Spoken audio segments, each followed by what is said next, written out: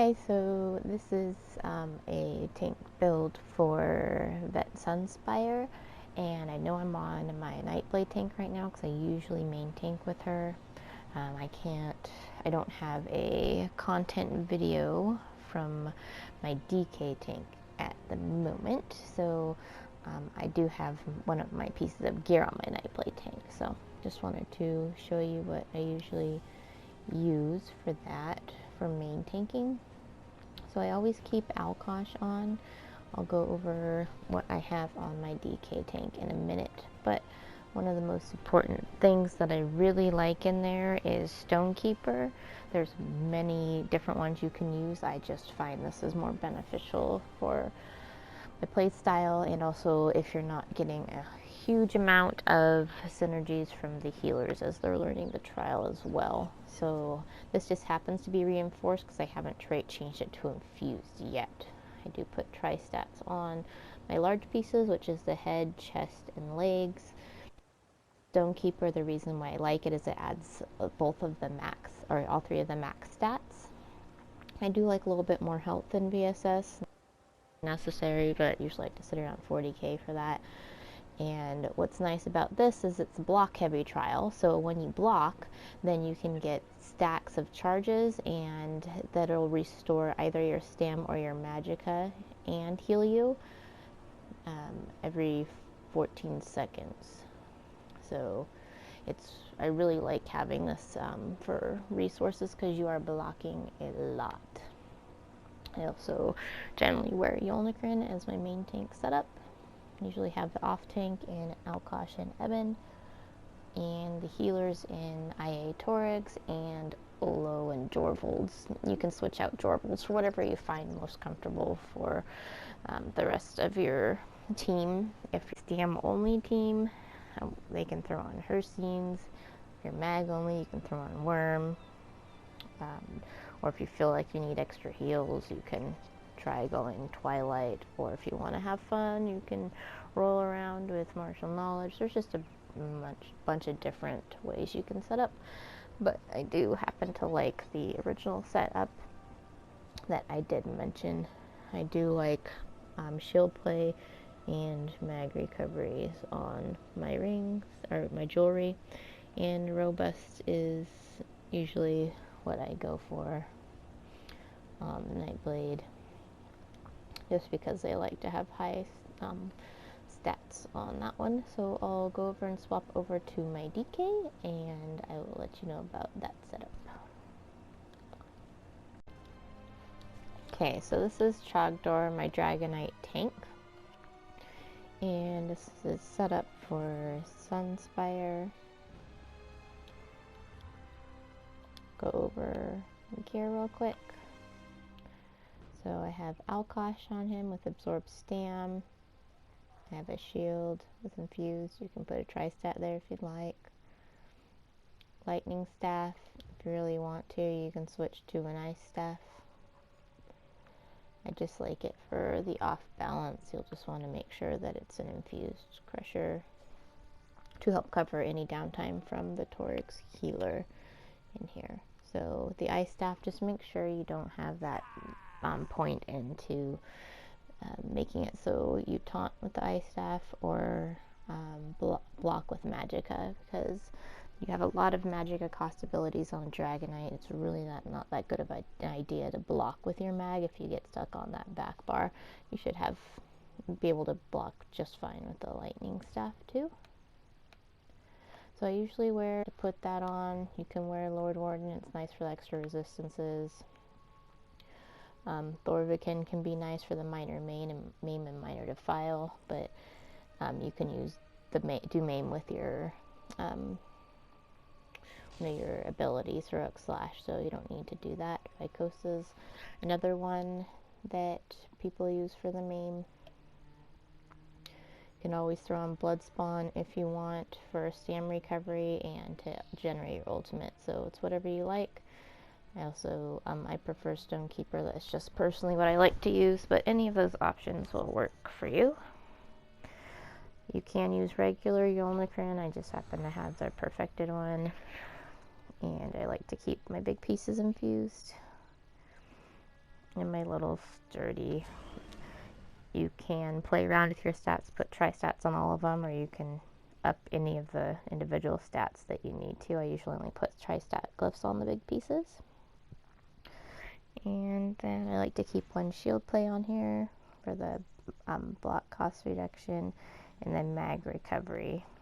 So just to show you what my stats generally are, this is with tri-stat food. You can put more points into mag if you want to. I don't find it absolutely necessary because I have higher mag recovery, as you can see. If you're using a different Mundus, then you'd probably want to give yourself some more magicka.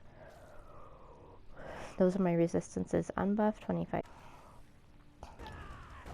You can see there's a lot of lag going on right now. Buffed is that, because I'm wearing Lord Warden. If I put on something else, it would be a little bit less.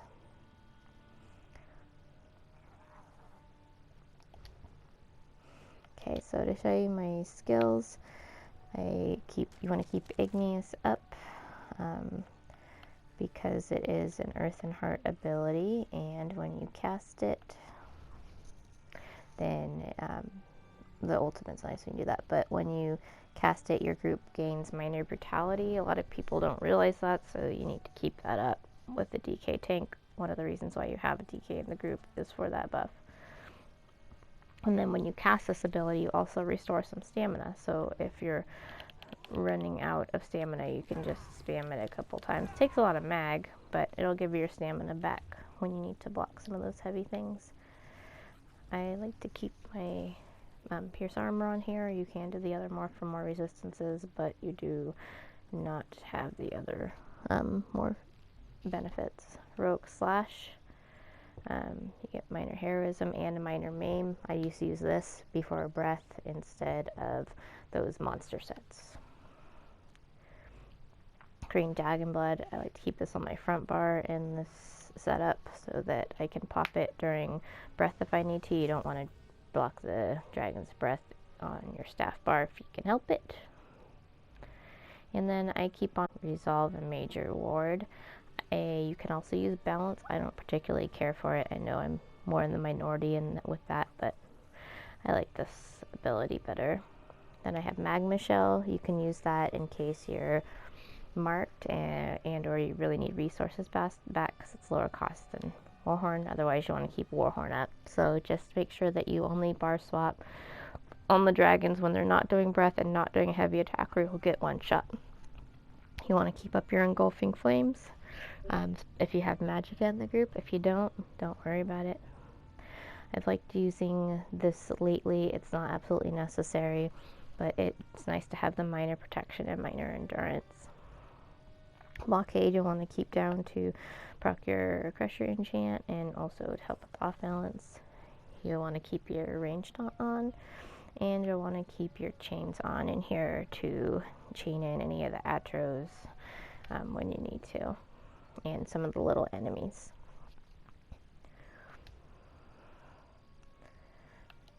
Okay, my champion points, I can set them up a little differently. This is just how I have them set up right now. There is different CP that you can use on the red tree specifically for this trial, and what I usually do on my red tree for the Sunspire, so I have 81 Ironclad, 49 in LE Defender, 43 in Hardy, so you see it's a little bit different, 81 in Thick Skinned, and 16 in Armor Focus. But this setup I use is pretty general, so it seems to work pretty well for most stuff.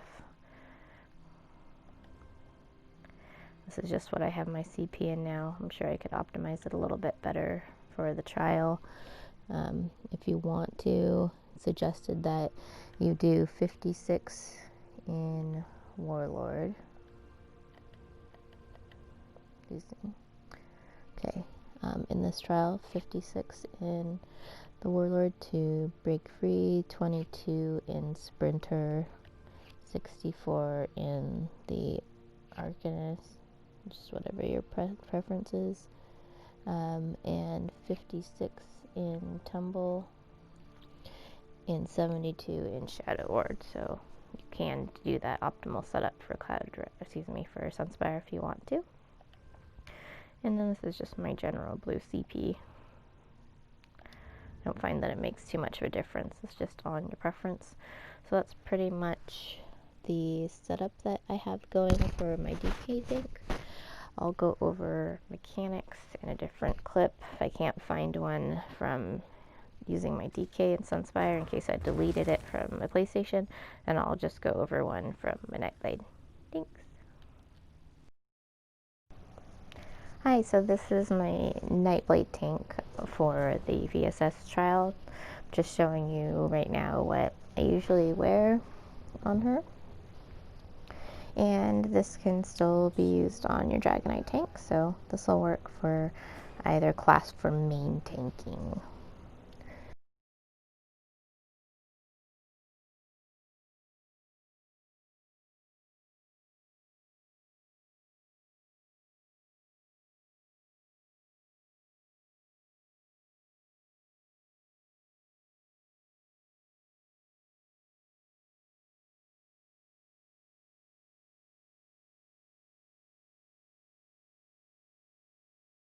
And right here, you usually have the main tank chain in all these extra adds. When the Ruin and Fury come out, right after these cats are dead, grab those, take them away from group. The rest of the group stays up on those stairs right there. After these adds, the whale will come out, and then some more kitties.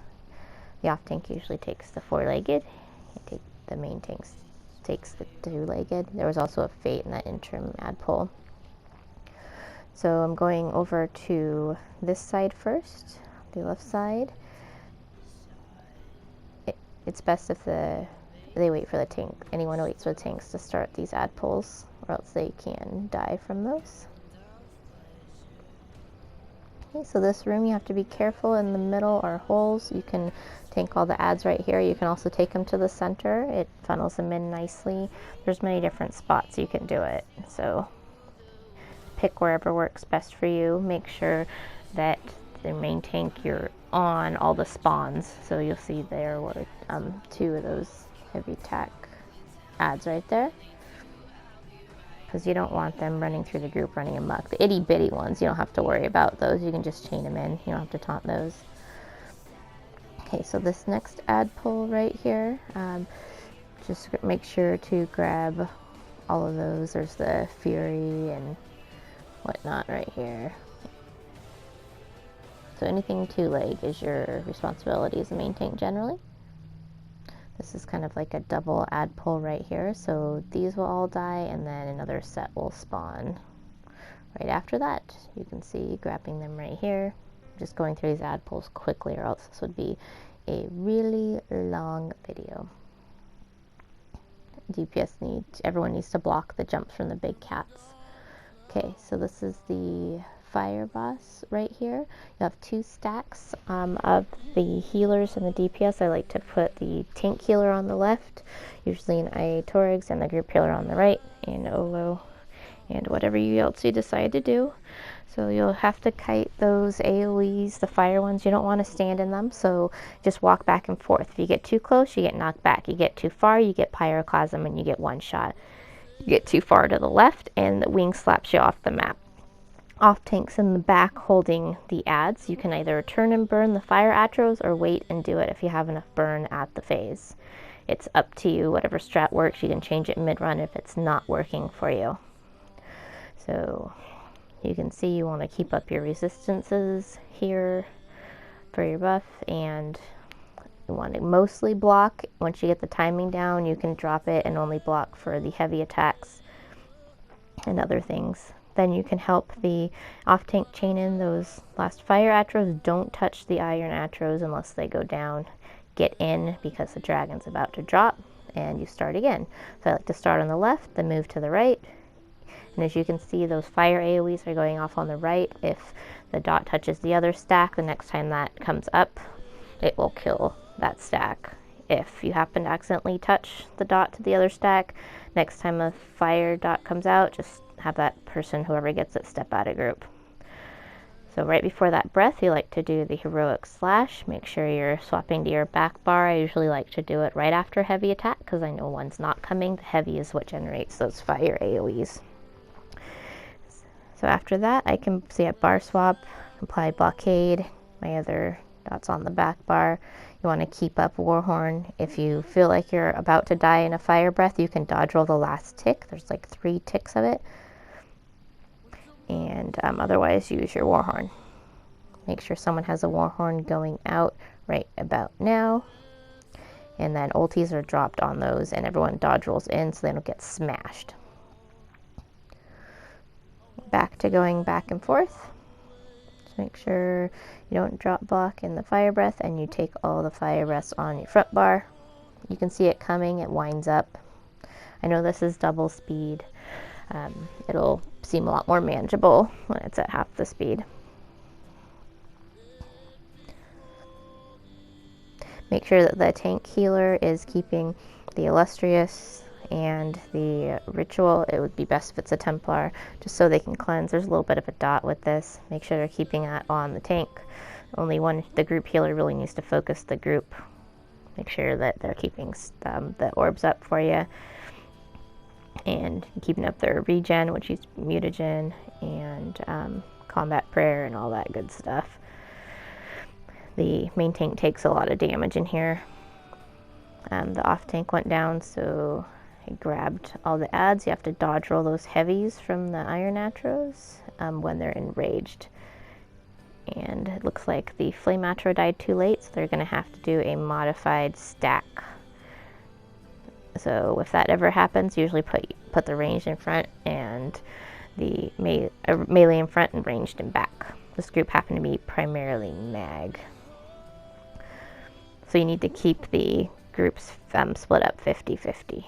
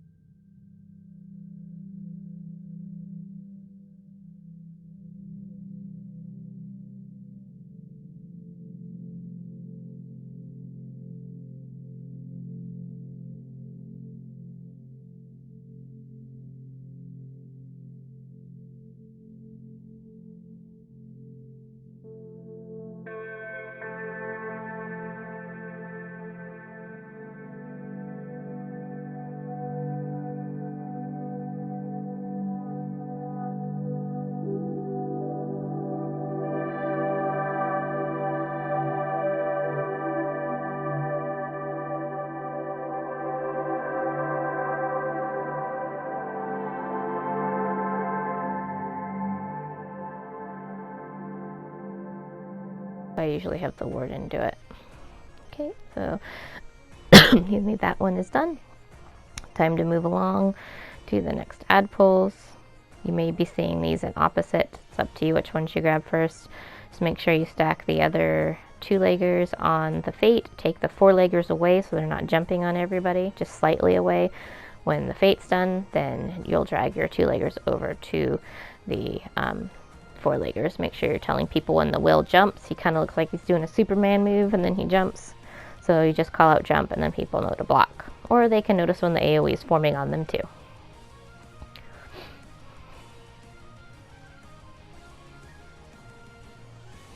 Okay, so just moving on to the next ad phases. They're all basically the same. This one, generally like to stack the ads together here. The Fates come out over here, so you want to bring the wills over to the Fates. You'll have big kitties too. Just make sure everyone's on the back side and you don't face the will at anyone. If you turn the will at people, you will cleave them to death. It'll happen, but try and avoid it if you can. This ad pull's a little bit long. You're almost back to the center. Once you've cleared both dragons, you can go up the center. You'll notice the door will be unlocked. It'll have no more colors on it. They're right there. Try and wait for everyone to get there before you start this room. They should all kind of go to the stairs. You'll have, I usually take the left side, grab the Fate, drag it to the center, and then bring the Ruin over. There will be a will and a Fate on the other side that gets dragged to the center by the off tank, and then they're dead. It's the simplest way to do that. So on this one, you're going to have portal runners. You'll want to back up a sign because they will want a heal and shield and damage mitigation or any combination of those. So want to call sides. There will be 2 on the first 2 ad phases on each side. So usually main tank takes left, off tank takes right. You can do this a couple of different ways. You'd always want to come stack the other ads on the Fate. So the first 2 ad pulls, there will only be this one Fate here. I'll show you where you want to get out of that enraged circle. So just dodge roll out. You only want to drop your block when they're not doing heavies. You can always hold block just to be safe, but you will have to be careful with your resource management. Make sure you're using your igneous or siphoning. Leeching, excuse me. Okay, so the boss drops down here. This boss's breath and such doesn't hurt nearly as much as the other ones. He does do that smack, so when you notice him stand up, call block, and just encourage everyone to watch for their own blocks. You're getting marked right now. You have no resistances, so you can swap off with the other tank, or you can have someone guard you. And I had to dodge roll that because for some reason the other tank wasn't being able to take aggro, and I did not get focus heals, so I died on that, unfortunately. So the other tank's marked, so off tank's marked, so I took it back. When you're not on the boss, you'll be chaining the atros in under the boss. Make sure that you turn away though. I'll kind of show you here. It is now ad phase and I'm marked, so you have to call for a healer to focus you. The tank healer should follow you and focus you. There's the enraged circle, Will's jumping out of it. You want to bring them back over together. Just always face them towards the outside of the ring. Be careful because people will get killed. So here you're going to have 3 pulses of AoEs, and then after the 3rd one you'll go hide behind the statue. Don't do it before so you don't place those circles behind that. Probably not the end of the world, but that's how most people do it. Okay, so just always take the boss first after the ad phase, and then the off take can swap off with you, or they can put guard on you and you can hold it the whole time, whatever you like to do. I suggest Mystic Guard for the increased healing. So I'm turning around here and I'm chaining in the atros closer to the boss. As you're off tank, you'll want to stand on those time stops and break out of those too, so you can send the synergies down below to the portal team. Just when the other tank gets marked, make sure you're not stunned and you can get back over there. You can hold your warhorns and if you need it, your magma, or if you're on the Nightblade, the bowstring darkness for the ad phases. You don't have to push the boss real fast here, so you want to save your ultis usually for ad pulls support and DPS, except for the Olo Jorvold's healer. I usually have them do a Warhorn right before Portal, so 90, 70, and 50. These are the Fate Whirlwinds. You don't want to double stack them because they will hurt. Again, get out of that Enrage circle. This Fury Enrage, because he was doing a mechanic, you can't always help it. Just ask for focus heals. Just say, my ad's enraged, focus heal me. And that'll help you. Okay, so that was the one where they have more ads. Make sure that in that ad phase, the 60 and 40, that everyone goes to the Fate on the right. The off tank will hold the other ads on the right and then come meet you at the next Fate. Ultis need to be saved for Fates for the DPS. So you just repeat this again.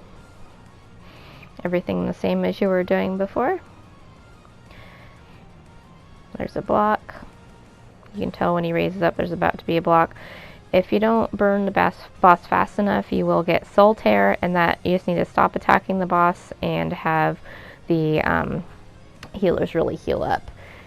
Another thing is if people are down, that's a Soul Tear right here. If people are down in Portal and the boss is about to be pushed at the 80, 60, 40 jumps, then ask for DPS to slow down on the boss and have them just focus the Flame Atros. The Flame Atros need to die really fast because if they enrage, they spin up and they jump down the giant AoE and kill everyone. Okay, so grabbing my ads here, I used my Bolstering Darkness here for protection. You can use your Magma on your DK. Just because everyone usually leaves you alone, and you have to make sure that you're healed and you have plenty of resources. So you gotta dodge roll out of those just to get out fast enough, and we're able to avoid getting that ad enraged, but as you can see the Fury was enraged. Then I just take them over here and you focus down the ads, and that's that. The ad pulls are really where you kind of wipe on these bosses or the portals.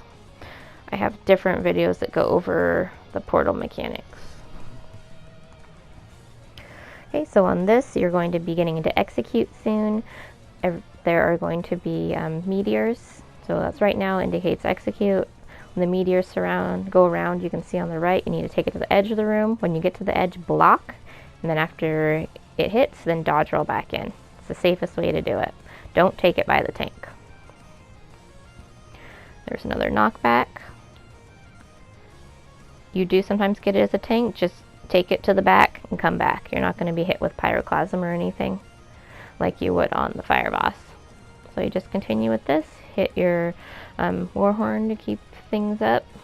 You won't really need a damage protection ulti here. To make sure you yell at the DPS if they put the meteor circle right behind you. They will disappear, so it'll clear. There will be several at a time, and then it'll clear it out. You don't have to worry about wing slaps in this phase.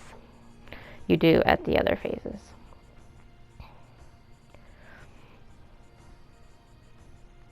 And then once that is that, then it is all done. And hopefully that has been a thorough explanation of these mechanics. Let me know if you have any questions. I will try and get a DK tank video. I'll just have to run it again at some point, so I can get that to explain specifically. There are ones on my channel of the content you can search for. Alright, thank you.